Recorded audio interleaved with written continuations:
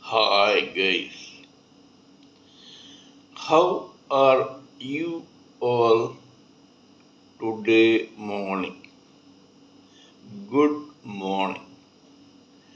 Today is 28th September 2023. My name is T.S.V. Raghavan and I live in Chennai, Tamil Nadu, India. This is my spiritual vlog on YouTube.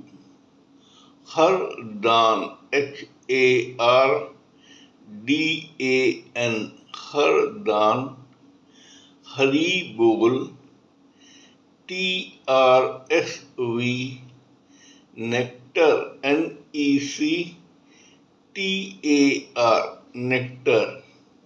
In this particular vlog, in all my previous videos, we have been discussing about the knowledge and information that we have gleaned through the study of spiritual books, scriptures, contemplation on the material universe, and meditation on the spiritual universe. This particular video in this vlog is no exception to that rule. In fact, it is a mere continuation of all that we have been doing in all my previous videos. Kindly subscribe to my vlog and press the bell icon so that I may keep reminding you of all my previous, present, and future videos. So let us continue with the topic of discussion for today's video.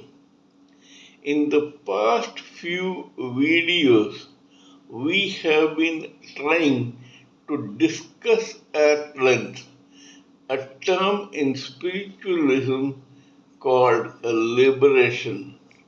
In that process, we talked about the complete process of how a spiritual spark initially gets ejected out of the spiritual hole, floats in this ether endlessly till one day it comes in contact with the material world, tries to lord it over this material nature, so gets closer to this material world and tries to get attached itself to this material world.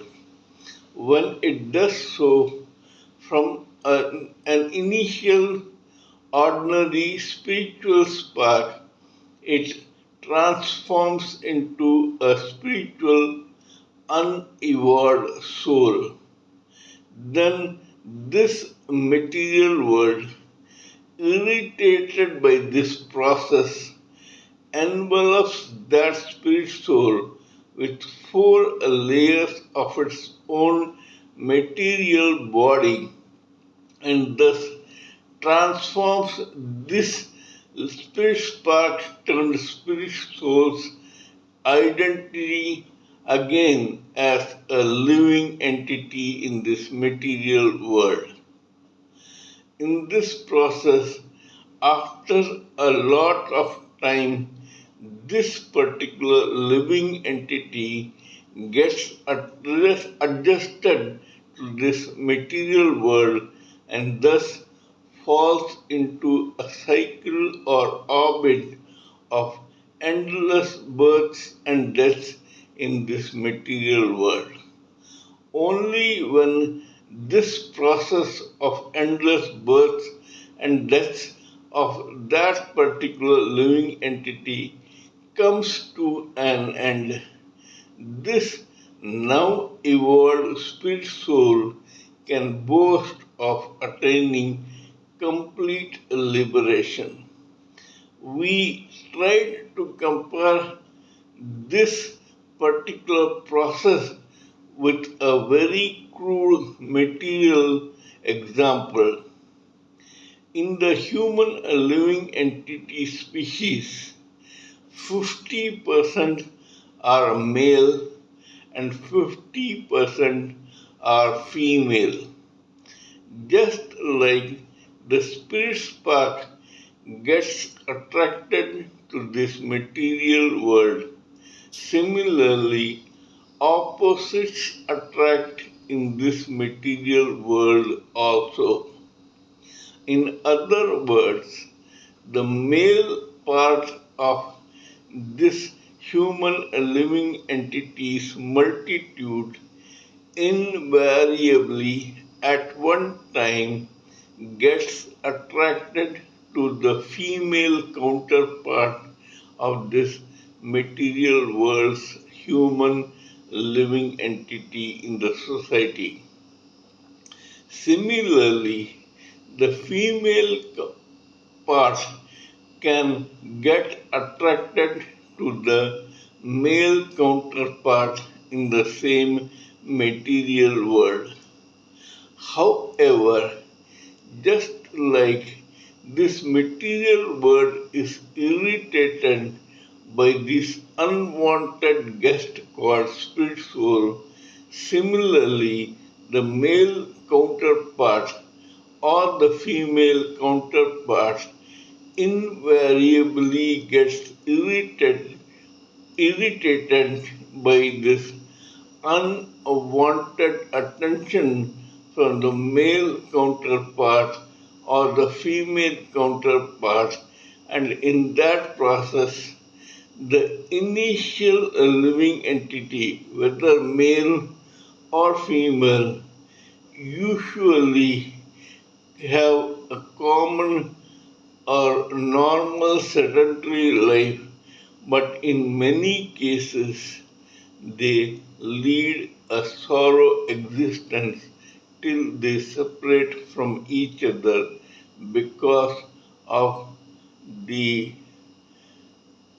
uh, difference of opinion between the psyche of each living entity.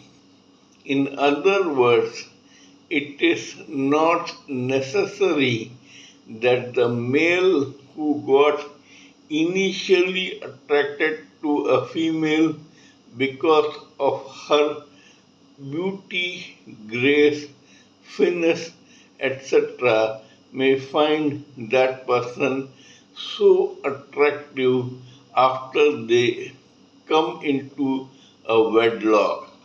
Similarly, a female counterpart may not find the same handsome, muscular, tough looking material counterpart she initially got attracted to as that attractive when both of them join into a wedlock.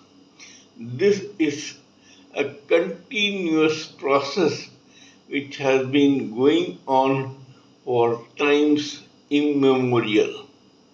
Lust is very different from platonic love. Lust is infatuation and temporary. It is physical at the most, but platonic love is more permanent, pure, and it is on the level of the subtle bodies of both living entities. To prove this point, I have a couple of case studies which will make the viewer understand this process better than he is doing or she is doing now. The first case history is taken straight out of the great Hindu epic Mahabharata. In Mahabharata, in the initial stages, there was a king called Shantanu who was the king of Hastinapur, the kingdom which ultimately became the bone of contention in this Mahabharata epic. This Shantanu was a very brave, capable, and noble king, but he was young, hot blooded, and easily fell into infatuation and lust. One day, knowingly or unknowingly, this guy came across an extremely and ethereally beautiful and feminine lady who he had never seen in his kingdom before. This king got captivated by her beauty. She was not only beautiful but also looked mysterious. But at that time, because of his own lust, Shantanu did not bother about this. He approached this lady and introduced himself as the king of Hastinapur. Then he inquired about her and proposed marriage to this enchanting and captivating beautiful lady. This lady turned back and told Shantanu, "If you want to marry me, I am ready on one condition."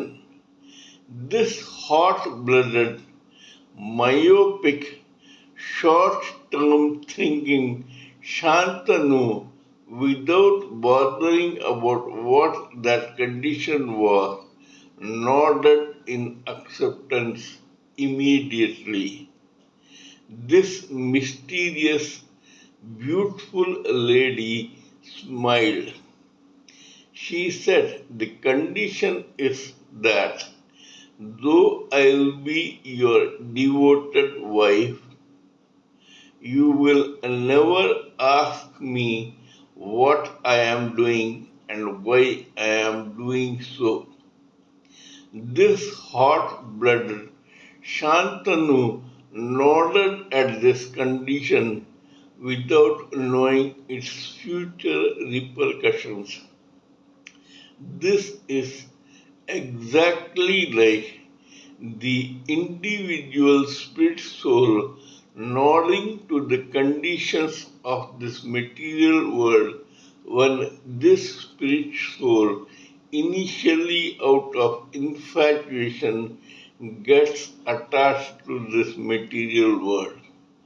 In both cases, the complacent spirit soul and the individual male counterpart think that they can do what they want and can lord it over their female counterparts or material world.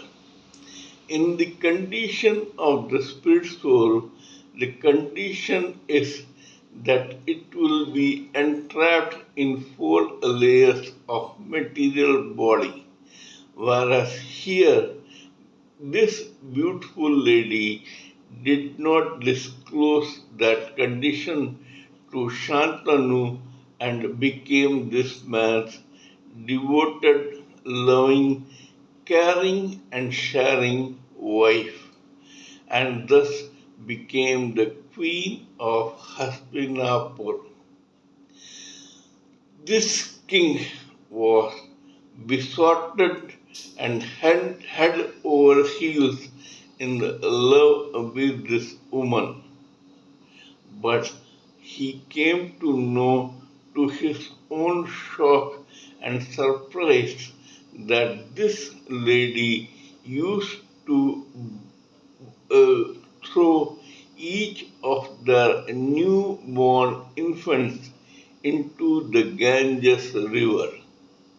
This king, thanks to that promise that he will never question her act, kept mum in the first 7 cases. But by now, his initial infatuation for this young lady had worn off. He was totally alarmed at this callous and cruel act of this woman whose name he yet did not know. One day, when this woman tried to throw the eighth child into the Ganges, he questioned her, "Beautiful lady, how can you be as cruel as you are beautiful? How can you throw an infant newborn baby into the Ganges?" This woman said, "I am Ganga, the Ganges river. I am throwing these babies into the river to wash them off their past curses from a saint or a heretic or a rishi long back. I have succeeded in washing out the curses of the first 7 babies or infants. But in this case, in case of this eighth baby, just because you questioned me, I will have to leave this infant with you and vanish. This boy probably has some karma left in this world, and that is precisely the reason why you made such an indiscreet act of questioning my decision to throw him into this Ganges river. Thus, this lady, Ganga, left King Shantanu for good, and thus this eighth boy, called Devavrata, was left with King Shantanu. This Devavrata is the root cause of the complete Mahabharata, and he came to be known as the grand sire in Mahabharata and was named Bhishma Pitamaha. This also has another story. When Ganges or Ganga left Shantanu, he remained celibate for a long time till he rose. He nursed and brought up his own son Devavrata to adulthood.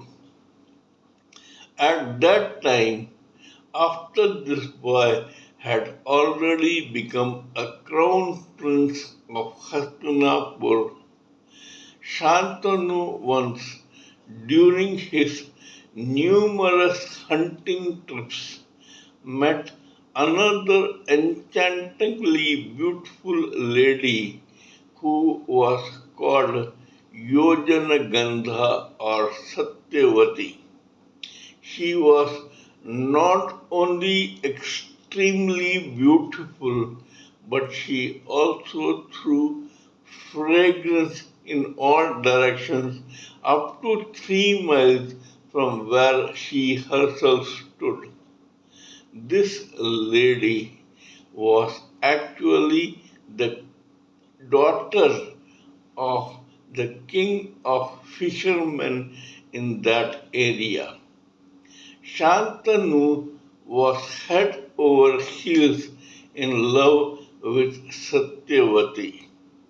This was similar to his initial infatuation to that beautiful lady called Ganga.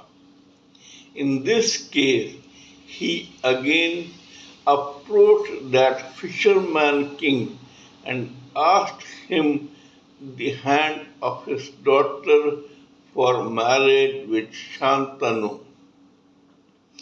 Again, this king made one condition. By now, Shantanu was more wary, especially because this condition was put forth by the father and not the daughter. If the daughter had put this condition, probably he could have accepted it, but in the case of the father, he wanted to know in advance what that condition was. The condition from the fisherman king was that any offspring born out of his daughter Satyavati's womb must become the king of Hastinapur. The king was shocked. This seemed quite impossible because Devavrata had already been declared the crown prince of Hastinapur. Shantanu left in a huff, but he was very distraught and he always thought about this beautiful Satyavati. This is similar to how the spirit soul always thinks about the material world once they gravitate towards each other and get attracted to each other. In both cases, both the spirit soul and Raja Shantanu were to come to grief as the story goes.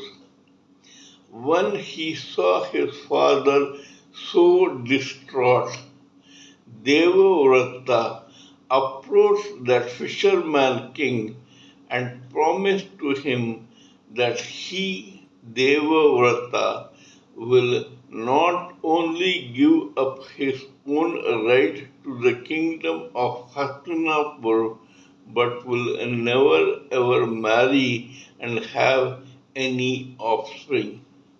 This was the main reason for the future Kurukshetra war because the other three sons who ultimately became Satyavati's grandsons were born out of her own illegitimate out of wedlock son called Vedavyasa.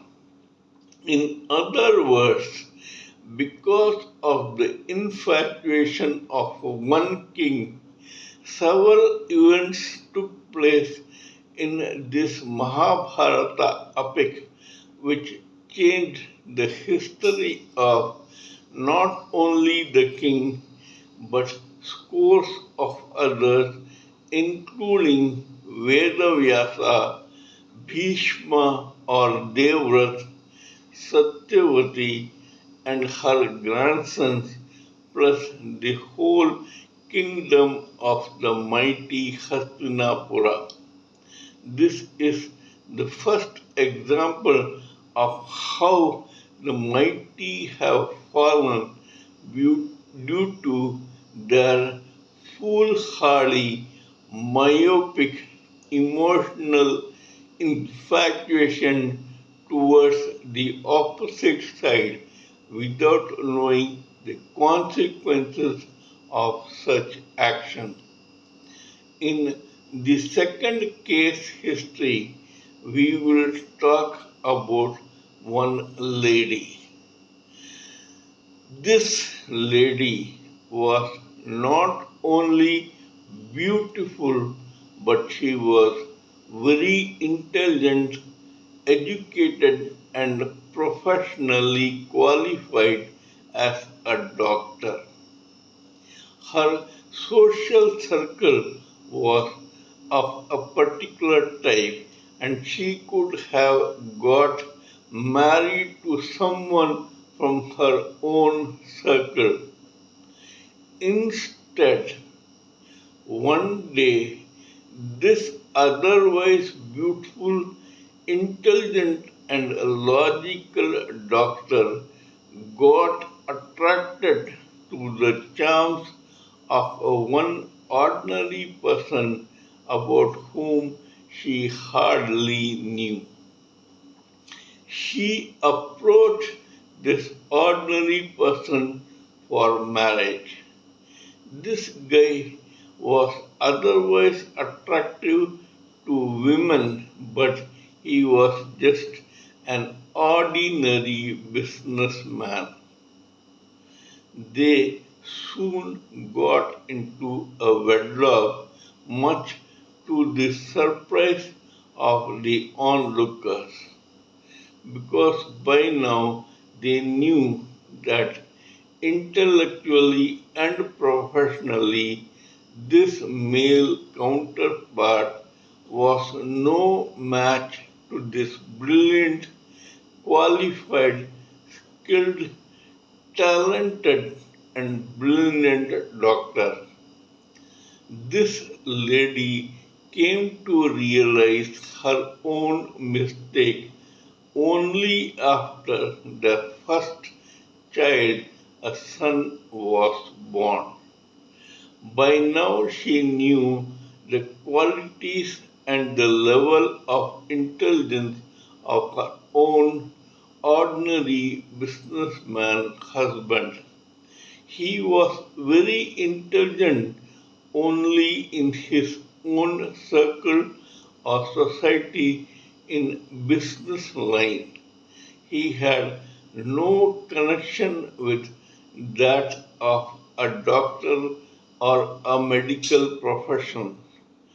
Probably he was interested in supplying some surgical material to the doctors, and probably that was the reason why she came across this handsome man in the first place. But soon enough, both realized that they were no match to each other as far as social status was concerned. This made this woman very venomous or vitriolic, and she loved insulting her own husband in front of social gathering of medical and other professionals during a social gathering or a party. However, by now this husband was used to tolerating her jibes and her vitriolic tongue. When this did not satisfy this woman, she resorted to other efforts, other acts to belittle her own ordinary husband and to show that she was invariably superior to him in every way. People in the society from both sides were surprised at this combination of strange bedfellows. However, frustrated that her own husband was not reacting to her jibes, this lady one day became so disgusted and distraught that leaving her very small child wailing or sleeping in the bed, and when her own husband had gone out of the house on some business trip, this lady committed suicide carelessly. It was all because of her own initial attraction to this young man. This young man was just going about his own business without the care in the world, or without one care in this world. It was this beautiful lady who had first got attracted to him, just like the spirit soul gets attracted to the material world. Because of this, these two strange bedfellows got married, and every event that followed such extraordinary wedlock was calamitous and disastrous at the least. This shows to us that we must never ever allow our own emotions, feelings, and senses to decide about what is good for us. Lust can never ever take the place of true love, because lust is plain physical infatuation, and true platonic love comes out of logical intelligence and cold thinking about what will suit us and what will not be suitable for us. We must remember this so that we make our own life in a particular birth a success. We should never allow our heart to rule our head. Great saints, monks, rishis, maharishis, etc., on an average, never allow their own emotions to rule their cold logic and attraction to the Supreme Personality of Godhead. That is the way to self realization, liberation from this cycle or chain of repeated births and deaths, and final deliverance to the Supreme Personality of Godhead. That is all I wanted to say in this particular video. Kindly let me know what you think of my talk on this particular subject and in these two case histories. Please give me your own expert opinions, thoughts, views, and ideas so that I may blend everything together for the sake of this society. Before concluding, let me remind you that I am also a published author with Amazon Kindle and paperback. I write on spiritualism, fiction, and assorted subjects. Spiritualism happens to be my favorite subject. Till we meet in my next video, it is good morning from TSV Raghavan.